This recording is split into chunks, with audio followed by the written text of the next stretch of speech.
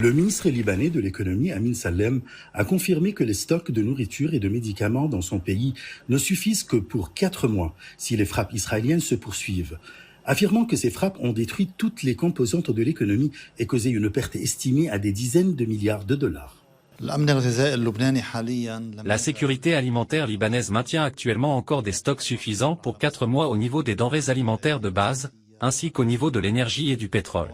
L'État s'apprête à créer des cadres ouverts pour le mouvement des importations dans cette zone à travers les traversées terrestres, maritimes et aériennes, et au niveau de la création de points de stockage dans toutes les régions libanaises. Les choses se passent bien jusqu'à présent, à condition qu'il n'y aura pas de frappe soudaine aux points de passage, aux installations libanaises ou aux approvisionnements en pétrole et en nourriture. L'aide fournie par des dizaines de pays représente une solution partielle à la crise, dont les effets commencent à se manifester dans la pénurie de certains biens de première nécessité au Liban. Les experts libanais ont exprimé leur inquiétude quant à la prolongation de la guerre contre le Liban ou au ciblage des ports et des infrastructures, soulignant que ces opérations militaires pourraient isoler le Liban du monde. En cas de blocus total sur le Liban, le stock stratégique sera dans un premier temps utilisé pour la consommation sur le marché local. Naturellement, le Liban demandera aux pays amis de lever le siège et de fournir de l'aide. Des dizaines de pays amis ont déjà commencé à fournir de la nourriture et une aide financière pour soulager les personnes déplacées et leur fournir une assistance.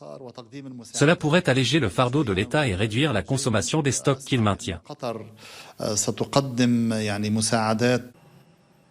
Les déplacés libanais qui ont été contraints de quitter leur foyer et de chercher refuge dans des zones sûres à l'intérieur du pays à la suite des frappes israéliennes représentent un facteur de pression supplémentaire sur le gouvernement libanais qui agit dans toutes les directions pour subvenir aux besoins du peuple libanais.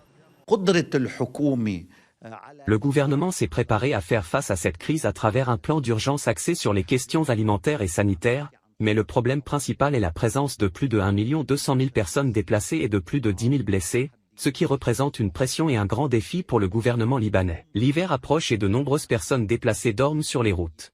Ce sont autant de risques majeurs qui mettront à l'épreuve un pays économiquement et socialement faible. Mais le plus important est que s'il y aura un blocus total sur le Liban, l'extérieur nous aidera-t-il ou l'Occident profiterait-il pour obtenir des concessions politiques afin de lever ce blocus ?